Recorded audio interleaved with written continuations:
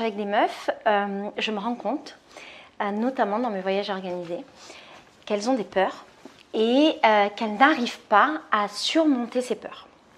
Il n'y a pas très longtemps, j'ai eu le cas d'une fille. On était dans une activité qui était plutôt physique, pas très physique, mais une activité qui était plutôt physique, mais qui, malgré son aspect physique, remuait énormément de choses du dedans et obligée à prendre des risques.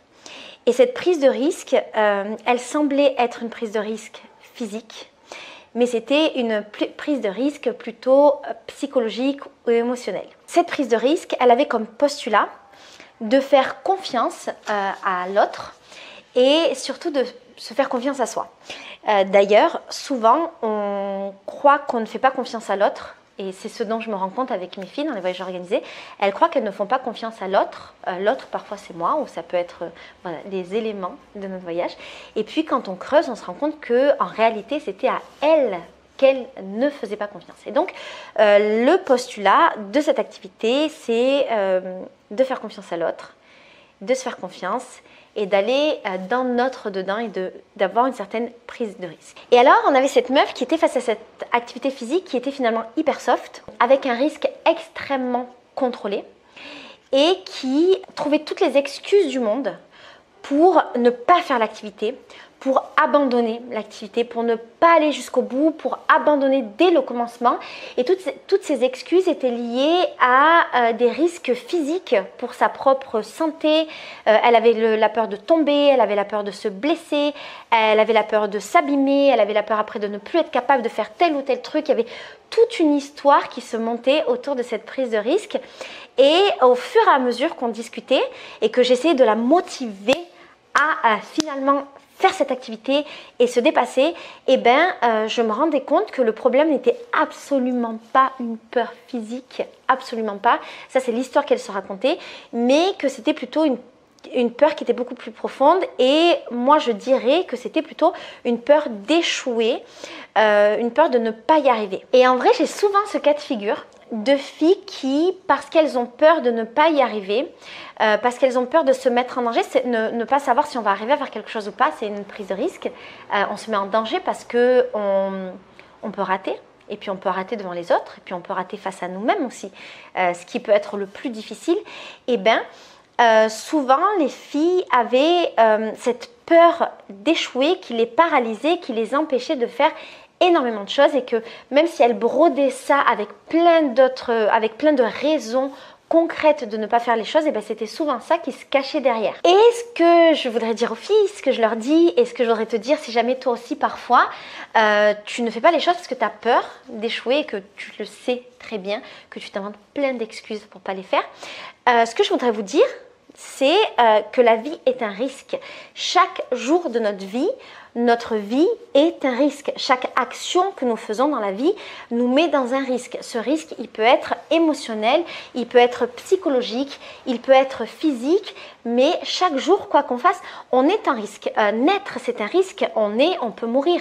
Marcher dans la rue, c'est un risque, on peut se faire écraser, on peut être violenté. Faire une nouvelle activité, c'est un risque parce qu'on peut la rater. Rencontrer des gens, c'est un risque parce qu'on peut ne pas recevoir ce qu'on donne. Tomber amoureux, c'est un risque parce qu'on peut être abandonné par la personne ou parce que l'amour peut s'éteindre. Faire un achat, c'est un risque parce qu'on peut être déçu de ce qu'on a acheté ou parce qu'on peut se tromper. Tout ce que l'on va faire dans la vie, ça va être un risque. Chaque jour, notre cœur bat et il peut s'arrêter. On peut avoir une crise cardiaque. Ce qui veut dire que chaque jour, quand je me lève et quand mon cœur bat, je prends le risque qu'à un moment donné, il s'arrête de battre. Ma vie est un risque perpétuel. Et alors, qu'est-ce qu'on doit faire de ces risques et qu'est-ce qu'on doit faire avec cette peur? Est-ce qu'on doit se paralyser, se raconter des histoires et finalement ne pas faire les choses parce qu'il existe un risque? Ou est-ce qu'il n'y aurait pas une autre alternative beaucoup plus intéressante que nous pourrions explorer? Moi, je pense qu'on peut apprendre à contrôler le risque à le limiter et c'est comme ça qu'on arrivera à avancer dans la vie et à ne pas être paralysé.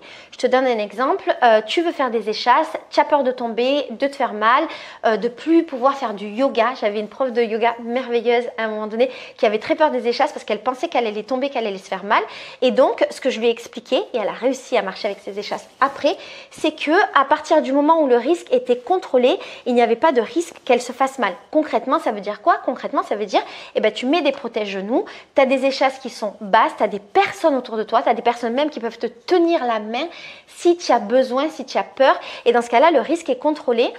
Et donc, tu n'as aucune raison de te paralyser, sauf si tu te racontes des histoires. Et quand tu comprends que ce risque, il est contrôlé, tu n'as plus peur du risque. Un bébé, quand il apprend à marcher, il va tomber, il le sait, il va se faire mal, il tombe et il se relève. Mais il apprend à marcher, il met en place des choses pour avoir un équilibre, il s'entraîne. Quand on s'entraîne à quelque chose, on diminue le risque.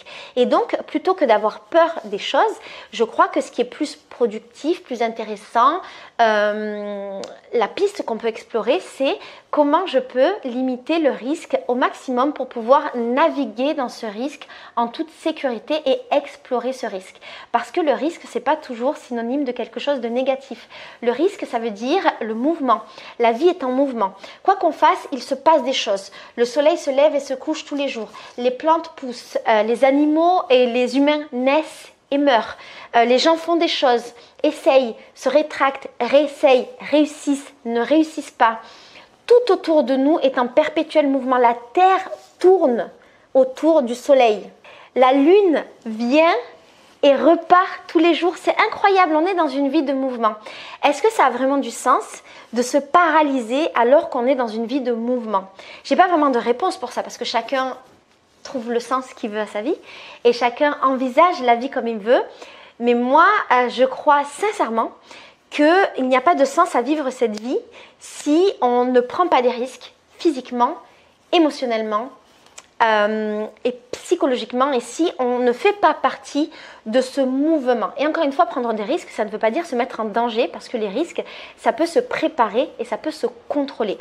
Quand on ne prend pas de risques et quand on est paralysé, c'est comme si on vivait à côté de la vie. C'est comme si la vie passait, tournait, vivait et que nous on la regardait. Donc on devient spectateur de nos vies. Je peux comprendre qu'il y ait des personnes pour lesquelles ce soit plus facile d'être comme ça, mais je persiste à croire que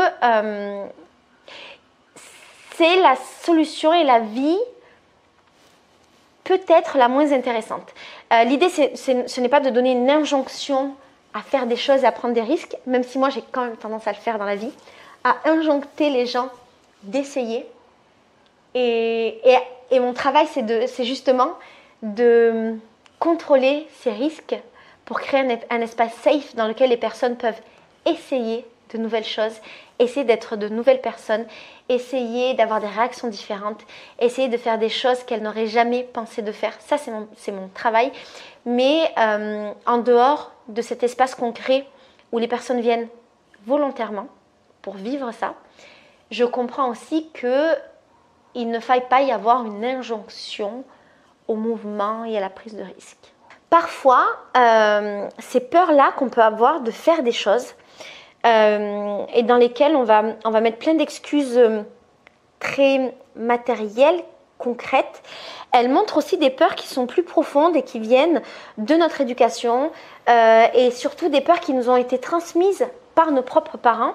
Et donc, ça peut être intéressant aussi de casser ce cycle-là et d'essayer de ne pas prendre les peurs qui ne sont pas les nôtres et de surmonter en fait pour pouvoir créer notre propre chemin, écrire en fait notre propre page, notre propre chemin, plutôt que de reproduire des choses. Et quand on fait ça, j'ai la sensation que plutôt que de réagir à quelque chose, on est dans l'action. Et ça me semble aussi beaucoup plus riche d'être dans l'action que dans la réaction. Prendre des risques, c'est choisir de vivre. Tout se crée dans l'accidentel, tout se crée dans le chaos, tout se crée dans le doute, tout se crée dans ce mouvement de vie. Et ne pas faire partie de ce mouvement de vie, c'est passer à côté, je crois, de l'essence même de la vie. Moi, j'ai tendance à me dire que si je n'essaye pas, je ne rate jamais, mais je ne réussis jamais. Du coup, j'essaye chaque jour de ma vie de faire des choses qui me mettent en difficulté et qui m'obligent à me surpasser, à avancer et qui me mettent dans ce mouvement de vie. Voilà, je voulais te parler de ça parce que c'est quelque chose que je vois souvent chez les filles. J'ai pas de réponse vraiment. Est-ce qu'il faut ou est-ce qu'il faut pas? C'est propre à chacun. Mais je voulais te faire part de cette réflexion que je partage très souvent avec mes filles dans mes voyages féminité sororité. Je te fais des gros bisous et je te dis à très bientôt pour une nouvelle vidéo. Ciao!